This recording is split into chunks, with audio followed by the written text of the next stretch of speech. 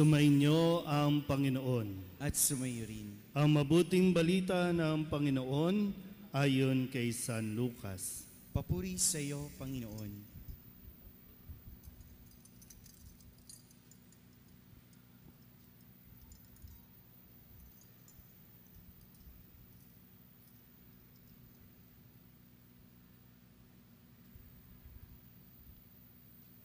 Noong panahong iyon, tinanong ni Jesus ang kanyang mga alagad ng patalinghaga, "Maaari bang maging taga-akay ng bulag ang isa ring bulag? Kapwa sila mahuhulog sa hukay kapag ginawa ang gayon. Walang alagad na higit sa kanyang guro, ngunit kapag lubusang naturuan, siya'y magiging katulad ng kanyang guro. Ang tinitingnan mo'y ang puwing ng iyong kapatid, ngunit hindi mo pinapansin ang tahilan sa iyong mata. Paano mo masasabi sa iyong kapatid, 'Kapatid, bayaan mong alisin ko ang iyong puwing,' gayong hindi mo nakikita ang tahilang nasa iyong mata? Mapagpaimbabaw, alisin mo muna ang tahilan sa iyong mata at makakakita kang mabuti. Sa gayoy, maaalis mo ang puwing ng iyong kapatid." Ang mabuting balita ng Panginoon. Pinupuri ka namin, Panginoong Hesukristo. Isang magandang gabi po sa inyong lahat. Ngayon po ang ikatlong araw ng pamamalagi o pananatili ng imahe ng Poong Jesus Nazareno mula sa Quiapo, bumisita dito sa inyong komunidad. Sino po ang naririto simula pa noong unang araw ng pagdating ng Nazareno? Taas po ang kamay. Marami. No? Yung iba ay nasa iba't ibang lugar. Pero sana po, katulad ng madalas kong sinasabi, ay hindi yung huwag tayong maiwan lang doon sa pagpupunas ng panyo, paghalik mamaya sa paanan o sa damit ng Nazareno. Hindi tayo pwedeng hanggang doon lang sa himala. Bagamat, tunay po na mapaghimala ang imahe ng Nazareno. Lalong-lalo na kung tayo po ay lumalapit sa Nazareno, taglay ang ating pong pananampalataya. At hindi po madamot ang Nazareno. Pagkakaloob niya, pagkadalasan, hindi man minsan, kahit hindi natin deserve na pakinggan, kahit hindi natin deserve yung hinihingi natin, o hindi mo pa nga hinihingi, ipagkakaloob na niya bago ka pa lumapit sa Kanya. Pero higit doon, nawa ay yung nakukuha natin yung mga mensahe na nais niyang ibigay sa atin. Narito ang Nazareno, hindi para hawakan lang, dumadalaw siya, hindi para i-display lang, dumadalaw siya para makipag-ugnayan sa atin. Ibig sabihin, makipag-usap sa atin. Ano po ba yung mafe-feel ninyo kapag dumalaw kayo sa isang bahay tapos hindi naman kayo kakausapin? Ano ba ang pakiramdam ng ganon? Kasi ganon dapat din natin ituring na ang pagdalaw ng Nazareno, biro mo sa dami ng parokya, sa dami sa layo ng mga lugar na mga nais na madalaw ng Nazareno, isa kayo sa mapalad na mailista para madalaw ng Nazareno. Pero, kamusta po ba? Nakikipag-usap ba tayo sa Nazareno? Kapag nakikipag-usap ba ang Nazareno, nakikinig ba tayo o baka abalang-abala tayo doon sa kailangan makahawak ako, makapunas ako, makahalik ako sa Nazareno? At lalong-lalo na makasama ako sa prosesyon. Isa sa mga kailangan natin matutunan at ituro sa mga sinasabing deboto ng Nazareno, kapag prosesyon, kapag pasanan, maraming tao. Pero kapag oras ng misa, walang tao. O hindi, o kaya kapag oras ng misa, ayaw dumalo sa misa. Pero kapag prosesyon, sandamakmak na tao ang sumasama. Sabihin nyo nga sa katabi ninyo, huwag kang ganon. Di ba? Parang nasaan ba yung pakiramdam natin na yung iba talagang nakikipagsiksikan, makapunta lang sa Quiapo, mapagmasdan lang, mahawakan lang ang Nazareno, di ba? Pero kayo, hindi mo na kinakailangang bumiyahe, matraffic, maulanan, maarawan, andi dito na. Sabihin man natin isang beses isang taon, pero yung hinahanap sa atin yung quality. Okay pa tayo? Okay. So 3 araw na. 3 araw na nakikipag-usap ang Nazareno. Dito ko ngayon aalamin, nakipag-usap ka ba sa Nazareno? Taas ang kamay na nakipag-usap sa Nazareno.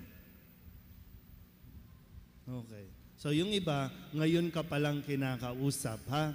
O kaya naman, ngayon ka lang nagbigay ng oras. Alam nyo naman na, may nakalagay dyan sa baba o kung saan man na tarpaulin, schedule, dadalawang Nazareno, naririto yung oras ng misa. Sige, balikan natin. Pangatlong araw, no?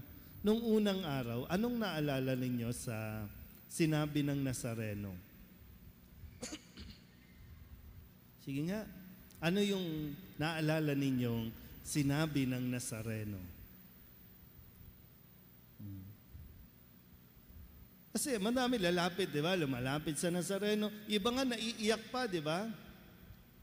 Tapos lalapit sa Nazareno, Nazareno, tulungan niyo po kami. Pagalingin niyo po kami, Nazareno. Ano bang nilapit niyo sa Nazareno? May sakit? Pera? Asawa? Ano ba? Ano bang nilapit niyo? Ano bang iniluhod niyo? Ano ba? Kasi kung lumapit tayo sa Nazareno noong unang araw, ano man ang dala-dala natin, sinagot yan ng Nazareno. Anong sinabi ng Nazareno? Mapalad kayong mga tumatangis ngayon. Oh, maraming umiiyak. Oh, sinabi ng Nazareno, okay lang yan. Umiyak ka ngayon, hahalakak ka bukas. Oh, sabi ng Nazareno, mapalad ang mga nagugutom ngayon.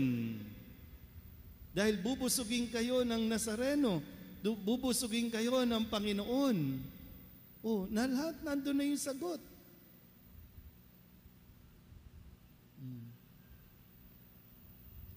Okay pa tayo?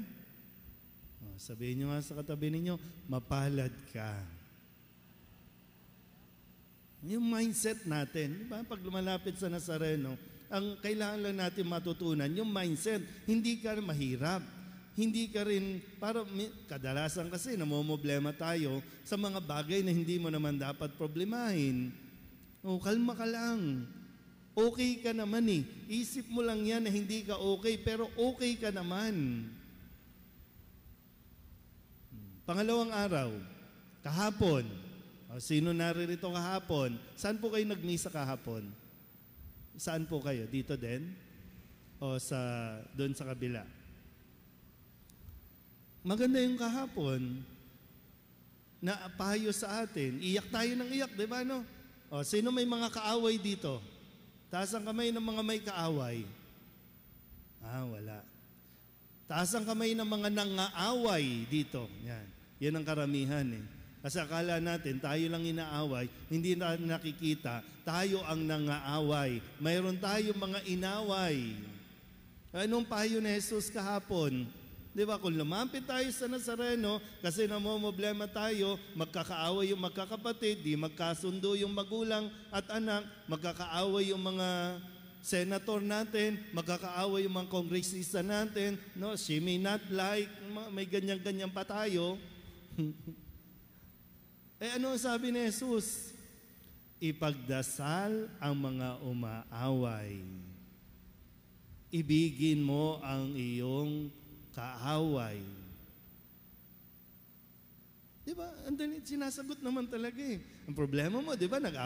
Kaaway mo asawa mo, kaaway mo kapatid mo, o lapit ka dyan. Ano, gusto mo mamagicin? Okay na, mabait na siya? Hindi. Ibibigay niya sa atin yung aral, yung gabay. Ano ang dapat na maging pag-uugali natin?